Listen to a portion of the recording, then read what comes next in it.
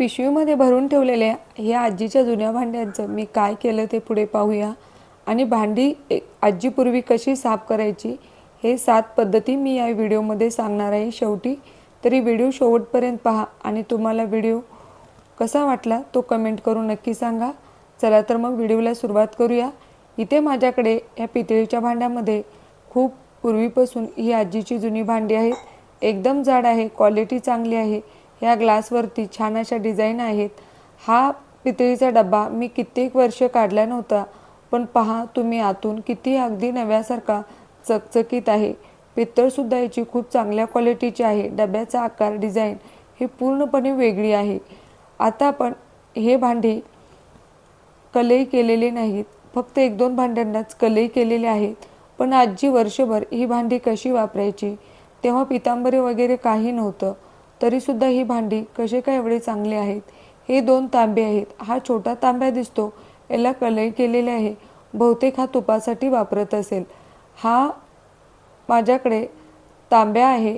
हा गंगाजल काशीवरून आणलेला आहे आणि ह्या तांब्यामध्ये आजी आता सोनं दागिने वगैरे ठेवायची, कारण ह्याला लॉक सिस्टीमसारखं आहे. अगदी ह्या चांगल्या प्रकारे ह्याचं झाकण लागतं आणि काही वस्तू यामधनं पडण्याची शक्यता नाही. हा कलई केलेला पितळीचा डबा आहे. ह्यामध्ये तूप वगैरे भरून ठेवलं जायचं. हा एकच कलईचा आहे, पण ही कलई बिलकुल काळी पडलेली नाही, जशीच्या तशी पांढरी शुभ्र आहे. तर ही भांडी आता मी पितांबरीने साफ करणार आहे आणि धुवून पुसून ठेवणार आहे. आणि ही भांडी सध्या मी आता काय ठेवण्यासाठी वापरते ते पुढे मी तुम्हाला सांगणार आहे. हा तांब्या पहा किती सुंदर डिझाईन आहे. मार्केटमध्ये कितीही ठिकाणी फिरलं तर असा तांब्या आता भेटणार नाही. इथे मी या ताटामध्ये पितांबरी काढून घेतलेली आहे. आता ही पितांबरी तुम्ही फक्त पाण्याचा हात लावून असं सहज फिरवलं तरी ही भांडी चकचकत आहेत.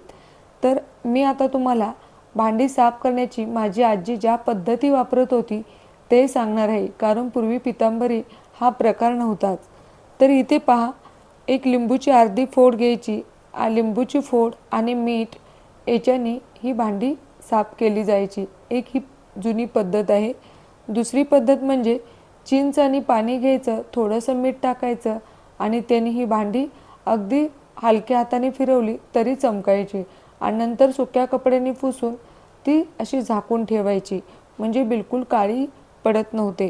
त्यानंतर विनेगर आणि मीठने सुद्धा भांडी चांगली साफ होतात.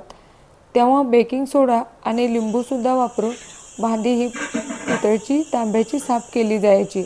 त्यानंतर छोटी भांडी असतील त्यासाठी तुम्ही टूथपेस्ट पावडर वापरली तरीसुद्धा ही भांडी चांगली निघतात. आणि दुसरी आणि कायम चांगली पद्धत आठवणीत राहणारी ती म्हणजे बेसन घ्यायचं आणि मीठ घ्यायचं, त्यांनी ही भांडी साफ करायची.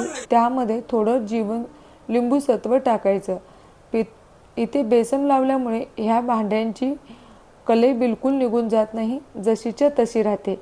या पद्धतीने मी ही भांडी स्वच्छ धुवून इथे किचन वट्ट्यावरती पालथी घातलेली आहे. आता आपलं दूध गरम झालेलं आहे ह्या भांड्यामध्ये आणि आपण ही भांडी साफ पुसून घेऊपर्यंत आपली कॉफीसुद्धा बनणार आहे.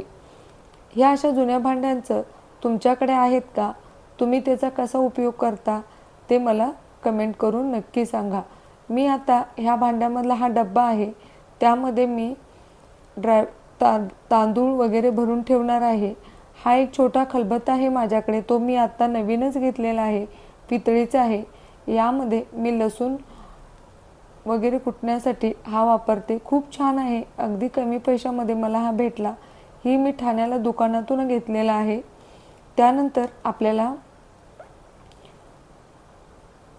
हे जी पितळेची भांडी दिसतात हे काळी पडू नये म्हणून आपल्याला आधी कॉटनच्या कपड्याने पुसून सुकवून घ्यायचे आहेत. जर या पाण्यावरती डाग राहिले तर ही भांडी लवकर खराब दिसतात. पाण्याचा डाग राहू नये म्हणून हे आपल्याला कॉटनच्या कपड्याने हे भांडी पुसून घ्यायचे आहेत. कोणतेही असं काम करून थकलो की अशी गरम गरम कॉफी उन्हाळ्यात पिली की खूप छान वाटतं. उन्हाळ्यात चहा पिण्याची बिलकुल इच्छा होत नाही, कॉफी पिलं की थोडंसं बरं वाटतं. तर आता आपण हे भांडे पुसून घेऊया। आता ही पुसून घेतलेली भांडी मी या पद्धतीने अशी ही नवीन एक पाहिलं की छान वाटतं, हे किचनमध्ये असे मांडून ठेवलेले आहेत। आणि तो डब्बा होता ना चपातीचा गोल, त्यामध्ये मुलांचा मी खाऊचा डब्बा बनवलेला आहे। त्यामध्ये सुका खाऊ मुलांना ठेवते, खालीच ठेवते डब्बा, म्हणजे जेव्हा मुलांना भूक लागेल तेव्हा त्यामधले पदार्थ त्यांना सहज खाता येतात। अशा पद्धतीने ही माझा किचनचा एक आवडता कोपरा झालेला आहे, कारण इथे आजीच्या आठवणी आहेत। मनाला एक मोकळाचपणा वाटतो आणि खूप छान वाटतं।